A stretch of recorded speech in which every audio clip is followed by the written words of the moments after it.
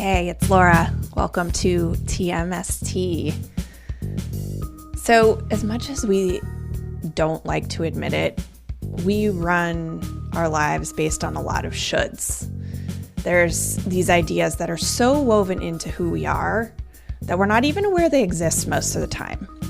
And for virtually all women, the scripts around motherhood are the most pernicious. They load us down with constant self-doubt, bake in these completely unattainable expectations, and they set us up for a life where we're always defined in relationship to others, our kids, or especially lack of kids. Today's guest, Erin Lane, has spent most of her life challenging these scripts, and her latest book, Someone Other Than a Mother, amazing title, tears up the shaming social scripts that are bad for moms and non-moms alike. When you hear things like, motherhood is the toughest job there is, or you just don't know love until you become a mother. We are encountering the social scripting that defines what is normal, quote unquote, for the majority of American women. And this conversation with Erin is equal parts liberating and bracing. I think she's cracking something that we need to discuss in specific ways, and I'm so thrilled to have her on as a guest. If you care about these kinds of conversations, I hope you become a TMST Plus member. The Plus members are the engine behind this project. The memberships help us pay for the cost of making the show and keeping it coming your way. You can find the link in show notes or head over to tmstpod.com. $5, $10, $20 a month makes a huge difference. And thank you to everyone who has become a TMST Plus member. You are making it possible for us to bring you this conversation. All right, here is Erin. Enjoy.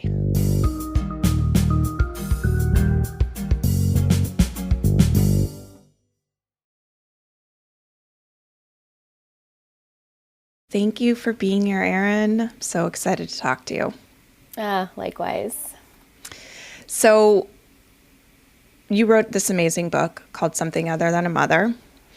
You were raised with, like most of us, with a lot of messages about motherhood. When did you first realize that you didn't want to have children, or you could choose not to have children? And was there a moment or like a precipitating incident that gave you that thought? Yeah, so I grew up Catholic in the American Midwest on white bread and Jesus, as I like to say. Mm-hmm. And I remember being around 12 when the True Love Waits campaign swept through our small Chicago suburb. If you're not familiar, it was this interdenominational movement with evangelical roots that asked youth to pledge their chastity to their future mate. But the really interesting thing is it also asked us to pledge our chastity to our future children. And I don't know how much I was tracking at 12 about future children. Come again? What are you assuming about my reproductive life already? But there was something in that supposition that, one, I would marry, and two, that my sex would be procreative eventually. And so I got the message around then that either my choices were mother or mother superior. And I only intoned that I could be a nun or live a life as a spinster simply because I had nuns teaching me in Sunday school class and was a part of a Catholic parish. That was nowhere in the pledge. Nowhere in the pledge was like lifelong celibacy is also a good way to go. And so it was only because, or largely because, I had parents that were very American in their messages to me, accompanying this religious education. So my dad, the Republican, probably said something to me like, you can be anything you want to be, which is not the most helpful thing to say, but it does counter some of the messages that there are only two choices for a life well lived. And then my mom was a nurse educator. And so she was very, very faithful, but still like, your body is a gift from God and your body belongs to you. And so sometime around late high school, after my parents divorced, I ended up in Ann Arbor, Michigan, which is, as anyone who knows Ann Arbor, a really progressive enclave. Most of my friends were Jewish. None of them shared my anxiety about sex. And I think it was that cultural padding in high school that allowed me to start saying, oh, there's some parts of my faith that are still really important to me, and I'm going to cling on to those until they start failing me. Mm-hmm. But there are also all of these other people that are helping me realize that, one, the possibilities for my life are so much bigger and wilier and wider than I had imagined. And two, I simply don't think I have the same built-in feelings and imagination and calling, to use a religious word, for this thing called motherhood that everyone seems to have a little bit of an imagination for. And I had an imagination for a lot of things, but motherhood was not one of them. And I took that as an early sign that, I wonder what it would be like to choose marriage without motherhood. I wonder what it would be like to choose me and nurturing my own life and not pouring all my energy into nurturing small lives. So much of your book takes this form of like putting language to something that I couldn't, that I'm sure many women or mothers can't. And I'm assuming that's something that you have heard since writing it. What are people hearing in what you've written? So I originally wanted to write a book for the childless, the child-free, and unlikely families. And I had some good titles picked out for that book. I bet. And I worked on that book. I worked on that preface for like a year. I was like, this is gonna be the book. Because so much of my 20s were spent writing against the stigma that the childless and the child-free and women making unlikely families were living a lesser life. We're not happy and fulfilled and socially engaged and faithful people who could actually show up and live these big, beautiful, verdant lives. And that felt really important to me, to privilege those people's stories. But in writing this book, I got the feedback that, Erin, aren't you mothering now? And that's part of my story, is that I was happily child-free for the common good, is how I like to self-righteously say it, for a long time. I love that. Until I unexpectedly, because I wanted to be available to my community, ended up becoming a foster parent, and then the very first placement was a sibling set of 3 gorgeous, guarded girls that we ended up saying yes to being their, quote, forever home. And it was just disingenuous to write a book that didn't also talk about what it was like to be a mother, to be recognized as a mother in American culture, in American Christianity in particular, and to also wrestle with how these scripts about what a life well lived looks like for a woman impact women who are mothering. And so I love that the book ended up being, I hope, a witness to how hard it is for women, whether they're mothers or not, to digest these scripts, to reject these scripts, to investigate these scripts, and to rewrite more life-giving narratives, because it still feels like the blueprints for the traditional scripts are large and loud and hard to sometimes not take personally and figure out, what is my work to do around making peace with the people I'm caregiving for, and what is actually not at all about me. And so I think there were so many things in writing the book, and that's the feedback I've gotten, that it has helped depersonalize a lot of the shame women feel for not feeling what they're supposed to about motherhood. And it's also given them more of an imagination for, if I don't make mother and mothering the center of my identity, what are the options? Like, how can that be a good life too? And so the book is laced with my own story, but also interviews as well with other women who are going off script. You did accomplish that with the book, I'll say, I think, in my view. I don't want to just gloss over the fact that you ended up adopting 3 children. And like, so the timing of that, just give us a timeline, high-level overview. When that happened, how old you were, and how old they are or were when you wrote the book. Yeah. Okay, so if high school was when I started to figure out one of these things is not like the other, college is where I started studying the mother scripts and realizing, oh my gosh, it's not actually safe to be a mother. It's not actually easy to be a healthy, whole mother in this country. Okay, now this is sort of confirming that I think I could do more good and live a more fulfilled life if I opted out of mothering altogether. At that same time, I meet my partner really young, too young, disgustingly young. I was so embarrassed. How young? I met him when I was 18, and I was from the north, and so everyone was like, oh gosh, you're done. You're done. Your life is over, right? And everyone in the south was like, way to go. Congratulations. Like, you found him. And it was, I was just like, I'm 30. 30 sounded like a nice age to meet you. Mm-hmm. But we got married. We got married young at 22 and 24. And he agreed to marry me on the condition that I probably never wanted biological children. And at that point, I didn't want any children living under my roof. I was like, I've got things to do. I've got missions to accomplish. And I actually think we need adults in our community who are not also parenting, because there's a capacity that you have to do work and a singularity of focus you have for your community, at least for a season, that felt really like juicy and interesting and well suited for my low capacity energy. I've got like 2 good hours in me a day, and then I'm done. So in my 20s, Rush and I, my husband, declared ourselves child-free for the common good and decided we were going to be available to other people's friends, or our friends' children, I should say. And again, not because we like children, but because we liked other people. And we're like, this is what one does to be in their community. And I always say, for reasons I can't explain, it just wasn't the friends-like family picture I'd imagined. It just wasn't. Like you weren't welcomed as part of the social strata that you thought you might be? Yes.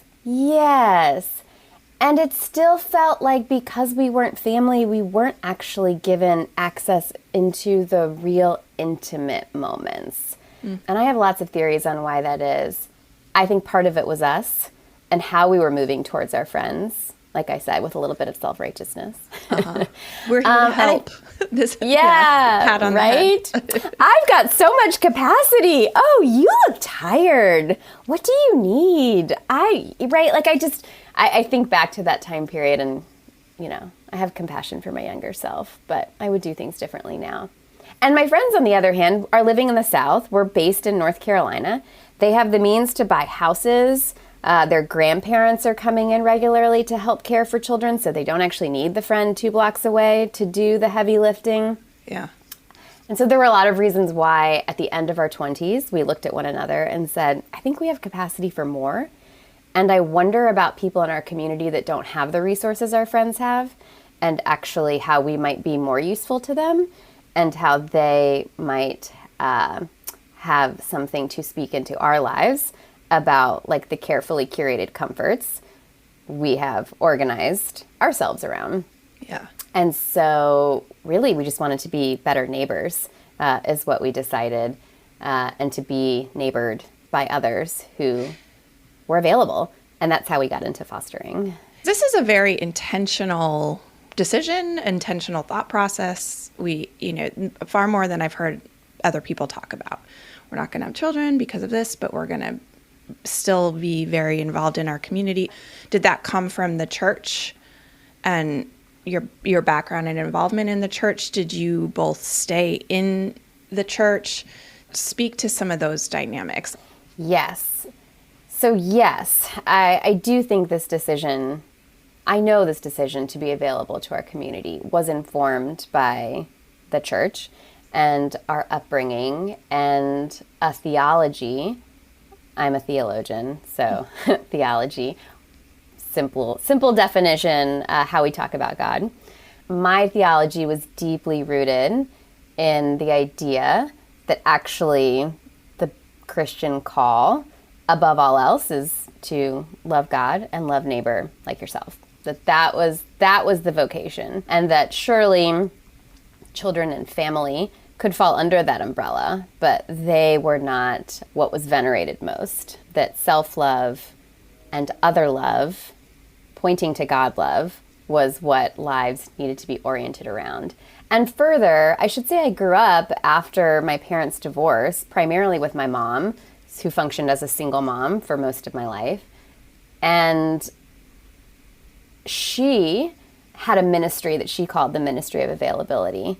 And so we kind of I took on that terminology in my 20s to say, I think there's something really beautiful, one, about having margin in your life so that you can actually be available to your neighbor. But two, people that don't have cultural padding to protect them from asking for help, they can't buy their way out of their problems, are actually people who are really showing what it looks like to care for one another and take care of who's here. And so I was really compelled by the call that I read in Scripture to take care of widows and orphans in particular. And I was very suspicious of the way white people had done that. So I ended up at grad school at Duke Divinity studying theology and realizing, okay, how does one show up in their community in compelling ways, but also not have this terrible savior complex? Yeah. That often white, well-to-do Christians have when they decide to, quote, do service work. And so we were really trying to counter that, and thought fostering, even though historically does have a lot of those roots laced in, it also felt like if the relationships were deep, and if the relationships were happening in our home, and if the relationships were happening locally in our city, that would protect us from some of the more troubling aspects of Christians on a mission for the Lord. How old were your children when you fostered them, adopted them? How old were you and Rush too? Yeah, so I believe when we started, I think I was like 31 and Rush was 33, and the girls were 6, 8, and 10.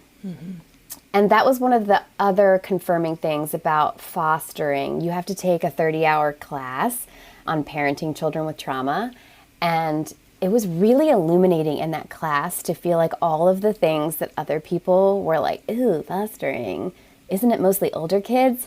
Heck yeah, older kids are in school all day. That sounds nice.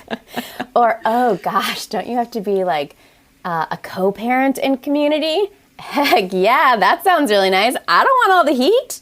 I want to share the heat when something goes wrong. I want to like look at 2 other people and be like two's not even enough. Like 2's not even enough, right?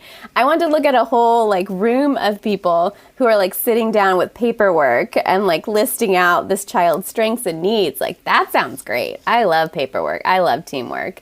Like let's parent this way. Oh, but don't you have to have a lot of like visitors in your home? Again, great. Any professionals that want to like comment on my parenting, you are welcome. Please give me advice. Please give me strategies. So it was so interesting. It was so confirming, that class. Again, that feeling of one of these things is not like the other. I actually think I'm getting really excited where other people are getting really hesitant. And so we were, early 30s when our 3 girls moved in, and we were only licensed for 2. We didn't expect to foster 3, and it really was completely overwhelming and more than I can handle. But I often think those are the best, can be, if you're well-resourced, really illuminating moments. And especially for someone that describes herself as a low-capacity woman. It felt like a loaves and fishes moment. I love that you do that. I just love it. You own it. You're like, I've got 2 hours. That's about it. Yeah, and you're getting one of them right now. Yay! I'm so honored. Okay, so that's great. Now I feel like we've satisfied some basic, important background questions, and we can move forward. So the book is organized around these scripts that we have around motherhood, which is so smart because it hits right on, like, nail on the head, nail on the head, nail on the head, right? Can you walk us through the idea of scripts and that we have about women and motherhood, and maybe even talk through a couple of them? Yeah. So social scripts are like a social choreography. So the practices and behaviors, my book is organized into sayings, like things people say to women that communicate that your highest self is hiding in your reproductive role. So whether you become a biological mother, an adoptive mother, or my favorite, a spiritual mother, and I say my favorite because often there's like this move in progressive Christianity to just assert that even if you're not mothering, you're a spiritual mother, whether you want to be identified that way or not. So it can be really beautiful and helpful, and it can be a really coercive compliment. Yeah. But the idea of these social scripts, and I refer to them as the mother scripts, these particular social scripts around motherhood and what makes for a woman's life well lived, are really the unspoken, sometimes unspoken, underlying assumptions about how a good life should go. And so every chapter in my book, as you said, is things people say, from your biological clock is ticking to, but you'd make a great mom, or it'll be different with your own. You'll regret not having kids, and the mother of all mother scripts, you don't know love until you become a mother. Mm-hmm. So there are 9 different mother scripts that, really shame women who don't go the traditional motherhood route. And my hope, every chapter also has a rewrite, something that I think is a more healthy and whole and generous and inclusive way of thinking about what that script is probably trying to do. Because again, the scripts themselves aren't inherently bad. What's bad about them is when they get assumed to be universal truth for all women. And what's bad is when we actually take an uncritical look, or no look at all, about how they're actually making us not co-authors of our lives. Well, it's really the morality attached actors. To them, too. Say more. Well, it's the morality attached to it's not just a statement. It's not just a logical or even rational. It's, the best way to achieve the end result of this product, build would be to do X, Y, Z, without the morality around that. It's these are very morally based statements. There's so much righteousness built into them. So it's not just about productivity or, achieving the yielding the best results. It's really, if you're morally upright, you're going to feel this way. Mm-hmm. And if you don't follow the scripts, if you don't conform, then you're a threat, right? And that's why the scripts sometimes get levied, in particular towards childless and child-free women, because you are already, with your life, not following script. And women that don't follow the script are dangerous women. Yeah, dangerous women. You talked about that it harms people who who are childless women, or, women with non-traditional families, but it also harms the mothers. Yes, right. So one of the scripts in particular where it's really easy to see how it does this is motherhood is the toughest job in the world. And I think we should always be suspect when a relationship is turned into a unit of productivity.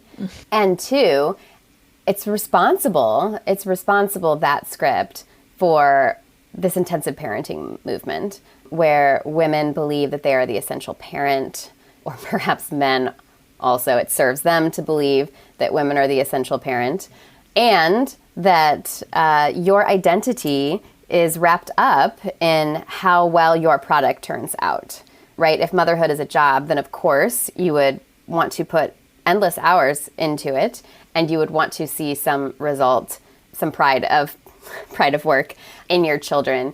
And I mean, it's obvious, but that has proven to be really destructive for women's health.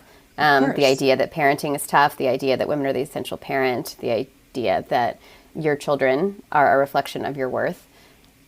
So what is it specifically in your view that is so destructive about the motherhood is the toughest job in the world? Because it sounds like someone is giving credit to the difficulty of motherhood. Like, why is that?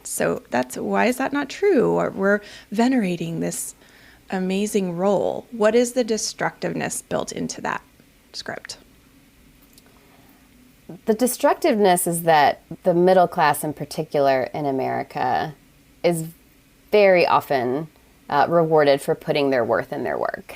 And so it's not that we are affirming that motherhood is tough that's the problem, although again, the research does show that thinking it's tough actually makes it tougher. So I don't know what to do with that because it feels important to me to acknowledge that it's tough, but I suppose dwelling on the fact that it's tough isn't helping. I'm not, that piece of research is still curious to me. Mm-hmm. But I think it's this idea that our identity, our primary identity, is rooted in something outside of our ability to belong to ourselves, our ability to rest, our ability to slow down and know that like our worth, our inner worth is not in question, and that whatever we produce or reproduce is actually not a reflection of our inherent worth and dignity as a human being and as women. And that's where the spiritual stuff comes back in. That's where I lean on this idea that for those who consider themselves spiritual or religious, there's got to be something that our worth is rooted in that isn't work. And so, yes, can we say that motherhood is tough? Yes. That part, yes. The job part, I think, is the particularly shaming part of that script because it, again, makes you turn children into a measure of your worth. And then what it makes you want to do is put all of your time and resources towards your child in particular, towards your product in particular. And then we really lose out on a more generous, common good approach to like, are all people well? Oh, God. I've never and do I need to put some of my time and energy into that? Yeah. I've never actually thought about that particular piece, about how that turns women into mothers, into competing with other mothers. Right, you're competing for resources. And accomplishments and how well your kid's doing. And I mean, there are already a million other ways that we do that. Yes.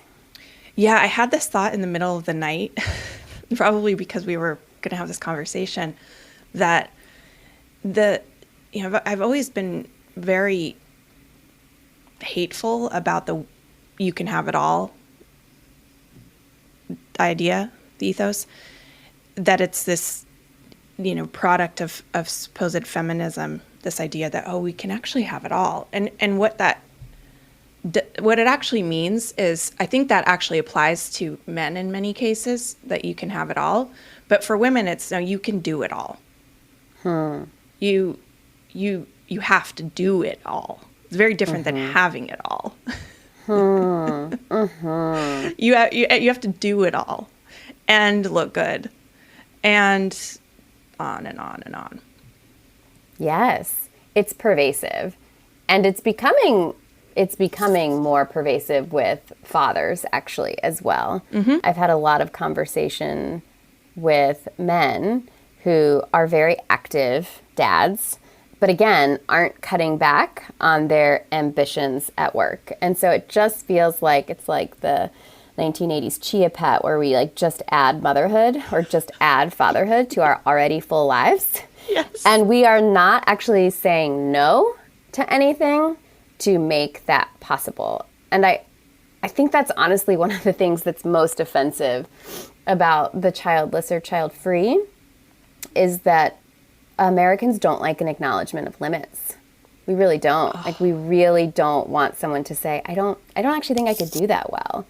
I don't actually think I could do that well and do this other thing that I want to do well. And that's what I heard from so many of the women I interviewed.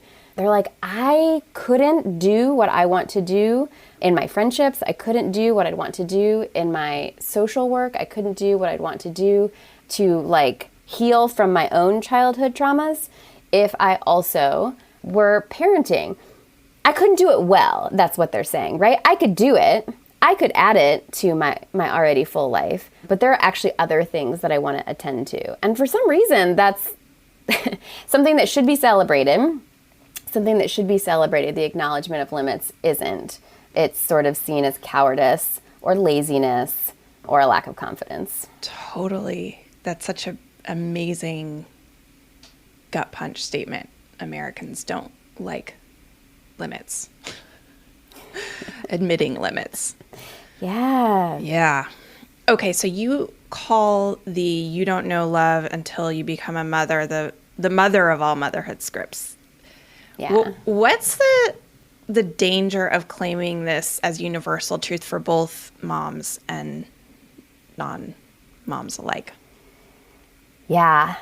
This is the script that screwed me up more than any other. And again, I had all of this cultural padding, these degrees in gender and theology, this partner who was in it with me, saw the value of the life we were leading both before and after parenting, and a community that sometimes said daft things and other times, if they listened a little bit longer, held me and saw me and was able to witness the curious life I was trying to lead.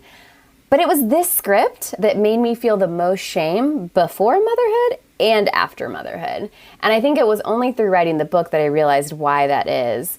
And it's the idea that mother love should be an exceptional love. That there is something about motherhood that until you experience, you are like a shell of human capacity. You are like prepubescent. You don't know what you're missing. You're gangly and awkward and immature. And that can't be helped. That can't be helped because you haven't experienced this big, beautiful love that supersedes all loves. And it shamed me when I didn't have children because I really did feel like, well, maybe I'm just not capable of that. Like, yes, I'm making these choices out of a desire to be available to my community, out of a recognition of my own gifts and limits, out of just a passion for other things. But there was like this sneaking suspicion that I just wouldn't be good at parenting if that's what it required. If it required like this all-consuming love, I was just like, maybe you're right. Maybe I'm just not capable of it. And I kind of wore that like a chip on my shoulder, right? Okay, maybe you're right. Yeah, maybe I'm not capable of that. But again, maybe I'm okay with that. Self-defense, right? Yep. And then it was after becoming a mother. And again, like asterisk, I get that I didn't become a mother traditionally and I didn't have all these like pregnancy hormones bathing my body. And I get that I also met my children when they were older. And there are some like really unique attachment things that are happening in those early years. We are slowly working our way through and forming now. Mm-hmm. I get that. And after becoming a mother, that script, you don't know love until you become a mother, just felt like a bunch of like BS because I didn't feel like a totally different person with totally different capacities on day one. Like, as my therapist likes to say, like, relationship builds capacity. So I'm building my capacities, but not because I instantly became a mother, but because I'm a grown-up who knows how to flex my muscles over time. And the idea that, like, mother love was now supposed to be this subsuming love or subsuming identity made me feel shamed after becoming a mother for not feeling this big, beautiful, all-encompassing love that other mothers talked about. And so for me, I always say, look, I don't dismiss that there are people who have like this really big before and after moment. Like they really do feel like before a parent, I was this way, and after becoming a parent, I was this way. Great. Speak for yourself. Yeah. Right? Like, let's just use I statements. I statements are really lovely and healing and help us own the dignity of our own experience and desires and give other people the dignity of having theirs. And that, I think that is what, that is what I have wrestled through with that particular script. And that felt like the most dangerous thing I said in the book is I love my children, but I don't exceptionally love them above all else. Yeah. I think it's amazing that you said that. It's freeing, and it's, I'm assuming, has freed and will free a lot of women and mothers. Say more. So. Yeah. Say more about the relationships build capacity, because there's a line towards the end of the book. There's something, a beautiful line in there about, maybe you remember it, about this. Relationships breeding capacity. Limits breeding capacity. Limits. Man, I really love limits. I think what you're referring to is the letter to self I wrote to close the book. Yeah, so I decided to end the book with a letter to self to remember what I wanted to call from this book and this experience in this particular season of new parenting. And in that letter, I realized that what is at the core of people's confusion about mother love is that it actually makes you feel overwhelmed. It makes you feel completely limited. And yet something magic happens when you are like, there is no way I can do this thing. And this thing keeps happening. This thing keeps growing. I'm not referring to children as things, but like... well, it's also the entirety of the experience. Like, it does just keep happening. It just keeps happening. Like, it's relentless. There's no tap out button. Like, no. Yeah. Oh, I used to say parenting is the art of ruthless presence. Like, it's just ruthless how present you have to be to yourself and to other people all the time, and to naming feelings. Fine is not a feeling. So, yes. So I guess I did conclude that we think parenting is so exceptional because of how much it levels us. And we think there's nothing else that can level us in that way. And maybe in your own life, that's true. For a lot of us, I assume that parenting is a great leveler, and we haven't experienced something like that before. But for a lot of us, there are lots of other ways where we meet up against our limits and we feel overwhelmed and we feel like that we can't possibly go on. We can't possibly be the person we need to be to rise to this moment. But I think that's when the magic happens. That's when the community shows up or doesn't. That's when God shows up or doesn't. There's no formulas. There are no promises that it's like a romantic, rosy picture. But that's where like space is created for you to be companioned. And if not by God, if not by your community, then at least to befriend yourself in those moments and to really say, okay, how is the community within my own body and spirit going to show up for me in this moment? And I really do believe that limits are how love multiplies, and that the only thing that protects us from choosing safety over and over again in our lives is to take on things we know we will not be good at and to take on things we know are too big to go it alone.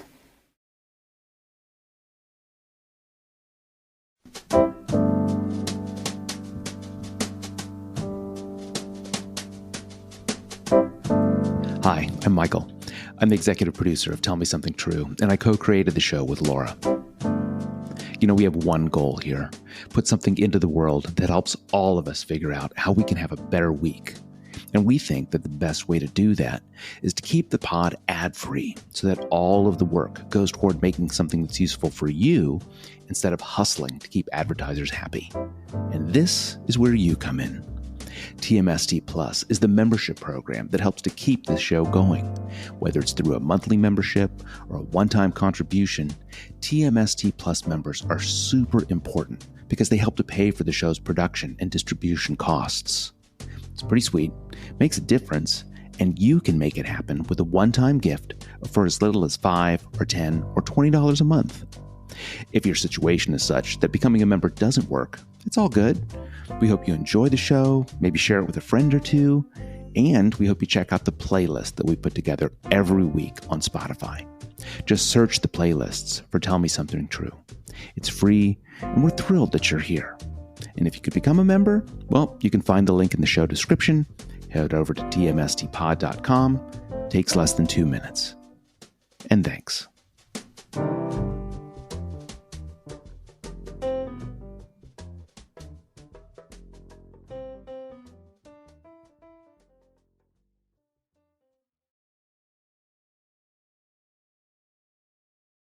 Thank you for putting all of this into words, but especially this part around limits.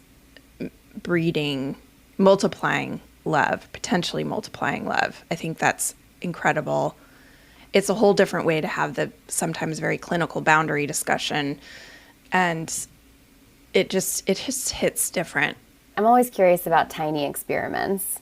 Like, I'm curious about tiny experiments. I even catch myself doing it. I have a similar temperament to you, in which my temptation is not to lean in too hard. It's to lean out too hard when it comes to motherhood, right? So I have something to learn from mothers who know more about their kids' lives than I do. That is still a growing edge for me, is to know when it's time to put down my obsessions in other areas, and again, practice that ruthless presence with my own children.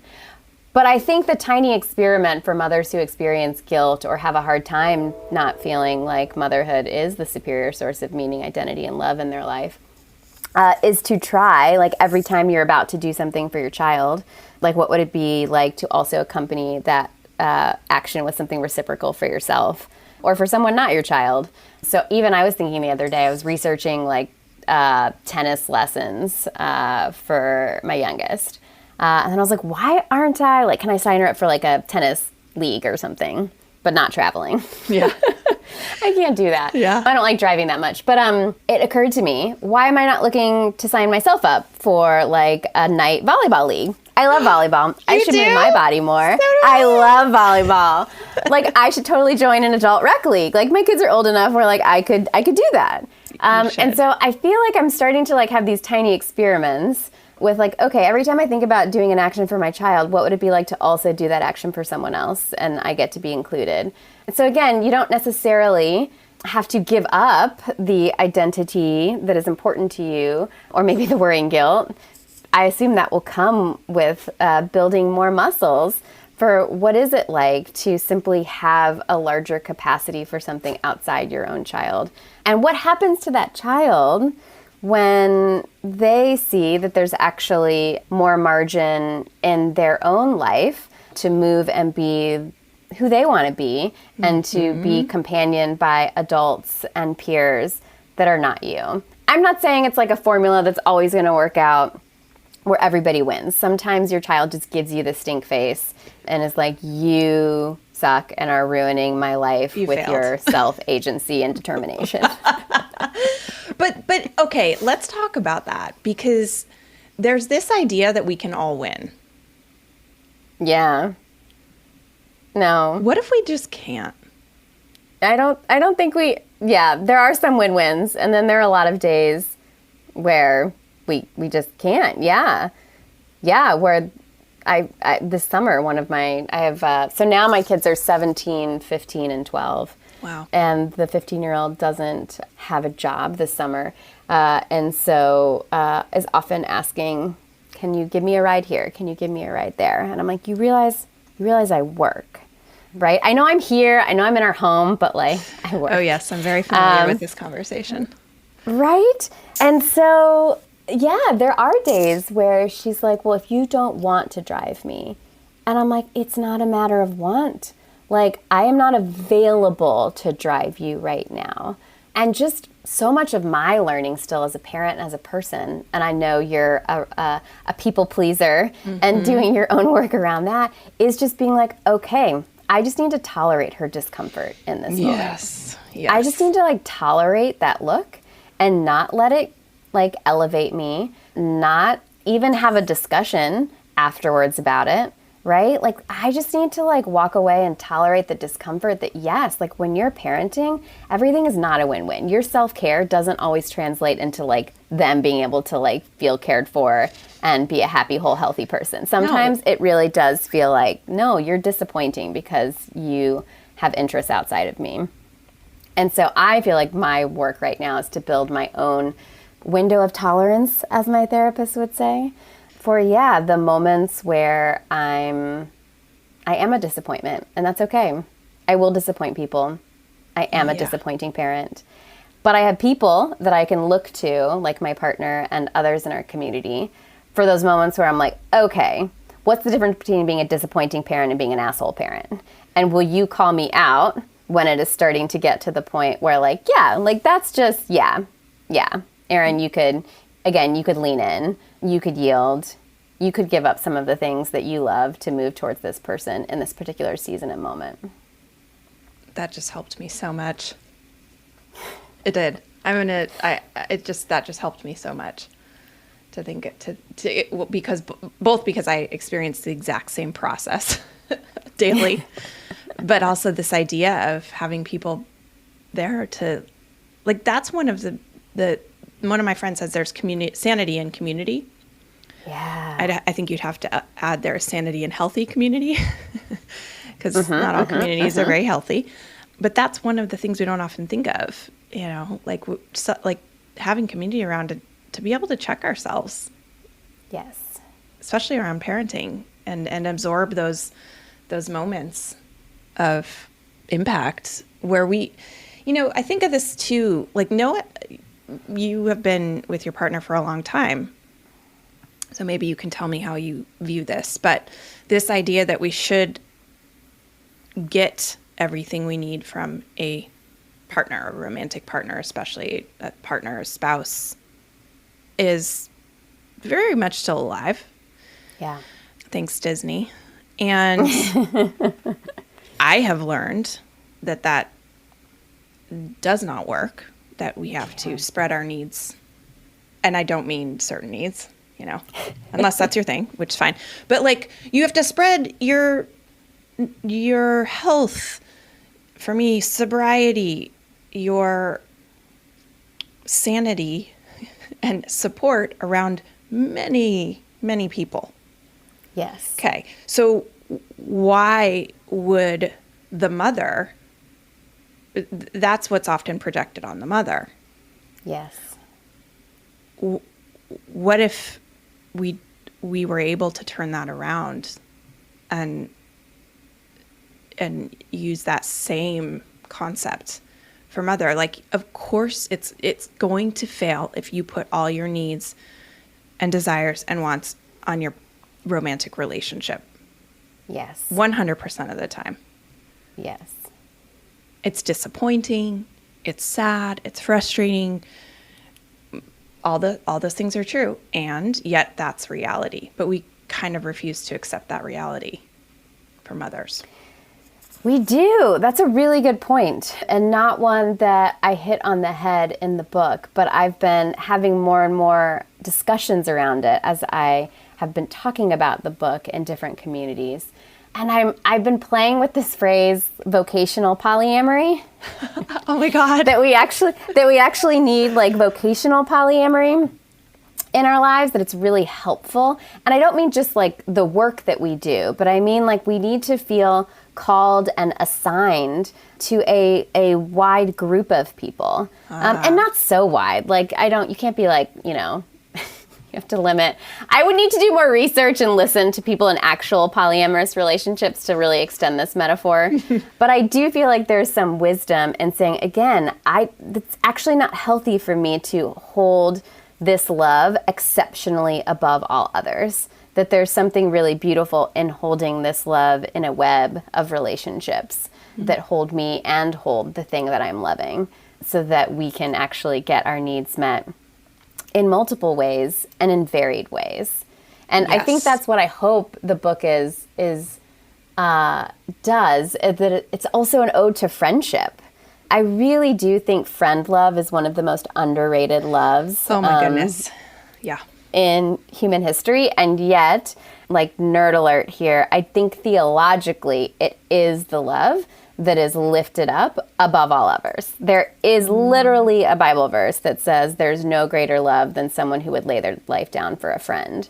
Not lay their life down for their child, not lay their life down for God, but friends. And friends can encompass so many of the relationships we do love. It doesn't mean those relationships with our children and our spouses are not unimportant. It just means, like, friendship love is the democratic love that can actually hold it all together and help us commit to loving each other wildly, but not exclusively.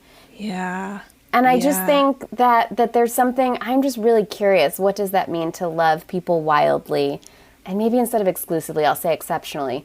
To love wildly, but not exceptionally. Like, I can love you wildly, and I can still love other things. I can still love other people. And there's actually something really beautiful and communal in that way of belonging, where we actually look out for one another rather than just keep cultivating the relationships that are nearest to us, or most fulfilling to us, or that we see the rewards of. Because otherwise, if we kept living that way, there would be no margin for neighbor love. Right. And that feels I hope you write a book about disappointing. That. I do. It's one of those things I think about a lot too, is friendships, and female friendships especially. They're tricky, and there's so much, and it's all related to everything we're talking about, I think. Yes. And more. Yeah. Friendship. It's where it's at. Okay. So I want to come around to a close. So why did it matter to you to speak directly to Christianity's influence on motherhood in America?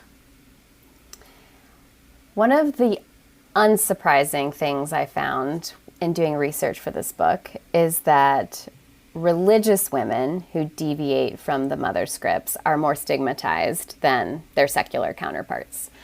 And it felt really important to me, as someone who is religious, who has a theological degree, to speak directly to those women and say, that's bullshit.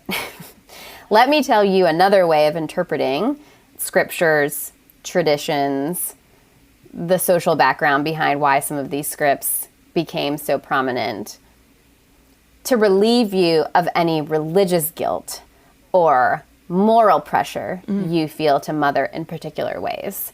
So it felt important to speak directly to the people who've been most harmed by the traditional scripts and are insistent that these are the right, good, and holy way for a woman to live a good life. But then the second reason was American Christianity is really steeped in the founding of this country, is really steeped in the political commitments that people hold. I think we see that really clearly again with the overturn of Roe v. Wade, how religion and religious principles untethered from actual theological tradition can wield real harm. And a lot of this, quote, focus on the family that we see in American politics, and specifically more conservative American politics, is new, really new in the course of Christian history as an emphasis.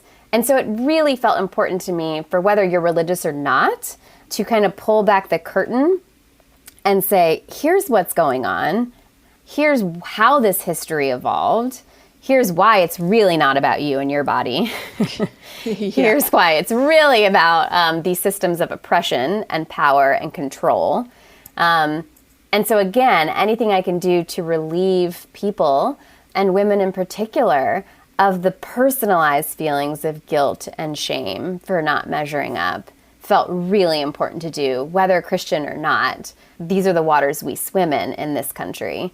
And these commitments have been used to wield real harm against women's bodies, and pregnant bodies in particular. You shared a blessing to all, quote unquote, nurses and doctors and sex educators and social workers and parents and cool aunts who will continue to be the cultural padding we need against a mother-venerated but women-phobic world. So there's two phrases, amazing phrases in that. And you've said one of them several times, cultural padding, and then mother-venerated but women-phobic world. Let's end with you saying what you mean by those two phrases. We live in a country where mothers and families are lifted up as one of the greatest social goods. And yet we do jack shit to support the actual people who are doing the mothering labor, which is predominantly women. Our family leave policies are laughable in comparison to other countries of our stature and economic output. Our maternal mortality rates are abysmal. for the kind of healthcare we have access to, and especially for women of color. And now we're seeing the effects of this again on our right to make our own reproductive choices. And so there's this weird thing that happens when mother, a role, is lifted up above the actual health and well-being of women, a person, a human. And so I tell people, part of what I hope this book does is make you suspicious anytime you see the word mother in place of woman. Anytime someone passes away, they left behind a mother and children, or whatever. Just like start like reading and listening with new ears to say, why is it important right now to claim this person as a mother and not a human, or as a mother and not a woman? What are we hoping to compel? Because it's a strategy. And that's, again, what every script that I lift up is a strategy to compel women's labor. And to compel women to conform in a particular way that serves people's needs, often not our own. And so my hope is that we could eventually live in a country where women are people too. Imagine. And where I don't have to be compelling to you because of the relationships I have, that I don't have to be compelling to you because of the like gross domestic product I can produce. Anytime you see anxiety about birth rates, you should feel very worried that we're anxious about birth rates, because most often it's a worry about certain people's birth rates, certain races' birth rates, certain socioeconomic status birth rates. And I just think that is where you're seeing we need women's unpaid labor to continue operating in this very capitalistic, consumeristic way that we've been on for some time now. And I really hope that this book helps women reclaim their agency as a human person. Oh, I'm so glad you're in the world doing this work. Really, really, really. Thank you. Oh, thanks. That was a lot. I've probably used all of your 2 hours of productive time. No. I've still got a good 45 minutes for sure. But really, this is a really important book. Your work is really important. I can't wait to see what else you do, and I'm just grateful that you're doing this. It's critical. Not even important. I think it's really critical for women, mothers, non-mothers. So thank you. Thank you. Yeah. Thank you. I appreciate it.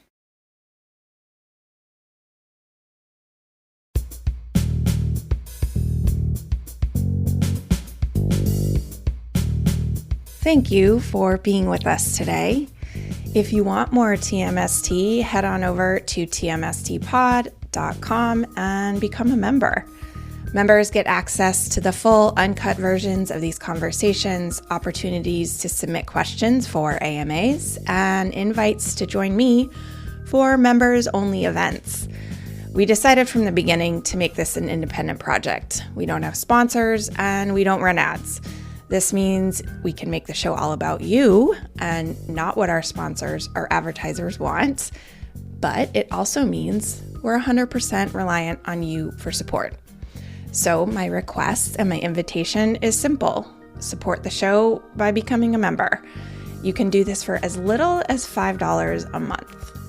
I cannot stress this enough. You could make a huge difference for as little as $5. Please head on over to tmstpod.com right now. Tell Me Something True is engineered and mixed by Paul Chufo. Michael Elsesser and I dreamed up this show, and we're looking forward to joining you online and next time on Tell Me Something True.